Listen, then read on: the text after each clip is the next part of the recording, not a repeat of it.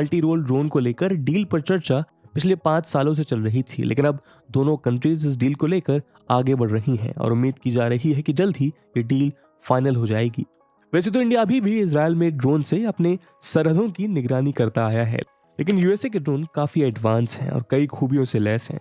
India को इससे LAC और इंडियन ओशन के आसपास अपने ओवरऑल सर्वेलेंस मैकेनिज्म को स्ट्रॉन्ग करने में काफी मदद मिलेगी। MQ-9 भी इंडियन आर्मी के पास मौजूद किसी दूसरे ड्रोन के कंपैरिजन में ज्यादा दूर तक उड़ान भरने, हवा में ज्यादा समय तक रहने और ऑपरेशन को एफिशिएंट बनाने में काफी बेहतर है। ये वही ड्रोन है जिसका इस्तेमाल यूएस ने कुड्स फोर्सेस के कमांडर कासिम सुलेमानी के असैसिनेशन के लिए किया था। ये state of the art drone sky guardian या सी गार्जियन किसी भी सिचुएशन में दिन रात फुल मोशन वीडियो प्रोवाइड कराने में सक्षम है। साथ ही MQ-9 भी अपने ऑनबोर्ड सिस्टम के साथ दूसरी जरूरी इंफॉर्मेशन साझा करने में भी सक्षम है। कहा जा रहा है कि India national security adviser Ajit Doval ने अपनी रिसेंट यूएस विजिट के दौरान MQ-9B predator arm drone deal को लेकर भी चर्चा करी, जिनके लिए उन्होंने अपने US counterpart Jake Sullivan, US secretary of state Antony Blinken समेत कई टॉप ऑफिसर से मीटिंग भी की थी। इन अपडेट्स को देखते हुए ये कयास लगाए जा रहे हैं कि शायद अब MQ-9B predator arm drone deal को फाइनलाइज करने पर सहमति बन गई है। दोस्तों, आज के हमारे इस वीडियो डिस्कशन में हम MQ-9B प्रेडेटर आर्म ड्रोन के बारे में जानने का प्रयास करेंगे, जहां इस वीडियो डिस्कशन के माध्यम से इस मेड इन यूएस ड्रोन की तमाम खूबियों और खासियतों को समझने की कोशिश करेंगे। साथ ही हम ये भी जानेंगे इस मल्टी रोल ड्रोन का यूज वर्ल्ड की कौन कौन सी कंट्री कर रही हैं और इंडिया भी इसे क्यों हासिल करना चाहता है। लेकिन आगे बढ़ने से पहले मैं आपको बता दूं कि इस वीडियो की इंपॉर्टेंस यूपीएससी प्रीलिम्स और मेंस के GS3 के इंटरनल सिक्योरिटी सेक्शन के लिहाज से काफी ज्यादा है। इसके बारे में वीडियो के अंत में और भी बात करेंगे, पर फिलहाल के लिए अपने डिस्कशन को हम आगे बढ़ाते हैं। दोस्तों, बदलते वक्त के साथ बैटल्स और उन्हें लड़ने के तरीकों में भी कई सारे चेंजेस आए हैं। अब जंग फिजिकल पावर से नहीं बल्कि टेक्नोलॉजी के माध्यम से लड़ी जाने लगी है। एक से बढ़कर एक लीथल मिसाइल्स के बाद अब कॉम्बैट ग्राउंड में नया ट्रेंड ड्रोन्स का है, जहां लार्ज ड्रोन से लेकर नैनो ड्रोन की मदद से अपने दुश्मनों के खिलाफ अटैक और सर्वेलेंस ऑपरेशन को कंडक्ट किया जा रहा है। फिर बात चाहे अजरबैजान आर्मीनिया कॉन्फ्लिक्ट की हो या इजराइल हमास कन्फ्रंटेशन की, ड्रोन का यूज सभी जगह लार्ज स्केल में हो रहा है।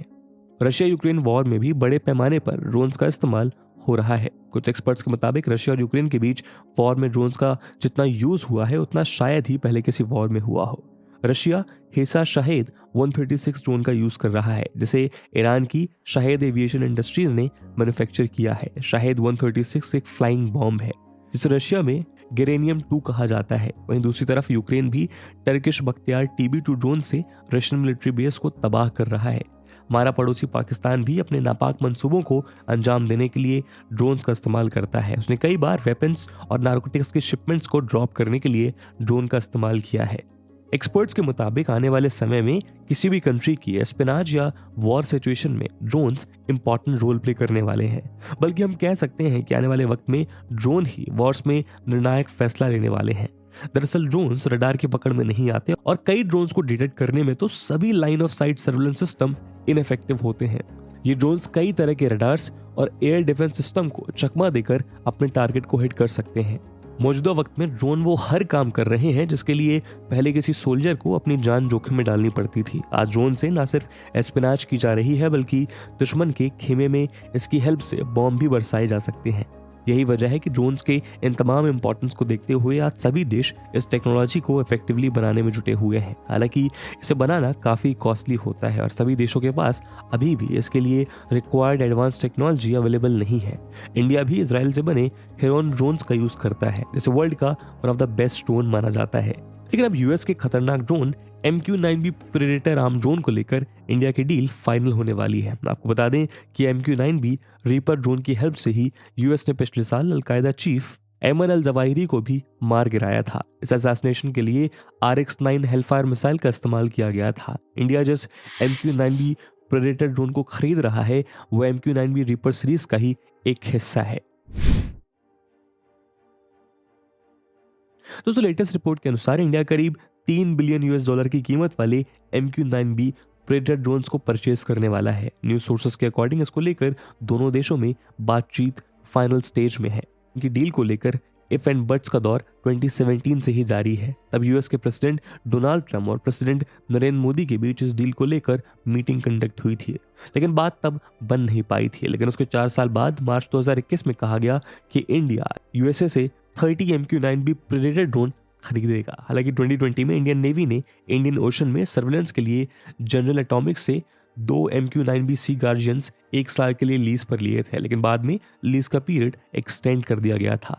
तब से ही नेवी इंडियन ओशन रीजन में चाइनीज एक्टिविटीज की निगरानी के लिए इन दोनों ड्रोन्स का इस्तेमाल कर रहा है, जैसे electro optical infrared, Linux multimode radar, multimode maritime surveillance radar, electronic support measures यानी कि ESM एक्सेट्रा।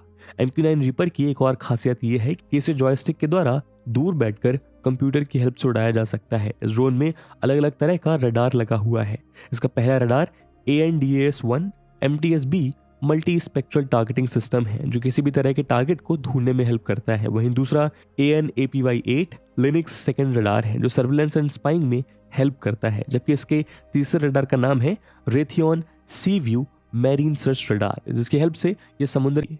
तो दोस्तों, ये थी कहानी MQ-9B प्रेडेटर ड्रोन की, और इसी के साथ अपने वीडियो को विराम देते हैं। और जैसा हमने वीडियो के पहले भाग में बताया कि इस वीडियो की इंपॉर्टेंस यूपीएससी प्रीलिम्स और मेंस के लिहाज से काफ़ी ज़्यादा है, और उसी इंपॉर्टेंस को देखते हुए एक सवाल हम आपके लिए छोड़कर जा रहे हैं, जिसको आपको कमेंट सेक्शन में आंसर करना है। And the question is, read the following statements and choose the correct option. Option A, Girion M2 recently seen in the news is a made in Russian drone. Option B, MQ-9 Reaper is a US aircraft used in assassination of Al-Qaeda chief Ayman al-Zawahiri. Option C, Russia is using the Bayraktar TB2 drone in the ongoing Russia-Ukraine war. Option D, currently India is using made in Israel drone Heron for operational purpose. And with this question, my friends, that's it for the video. I hope आपको video पसंद आई होगी, और अगर पसंद आई है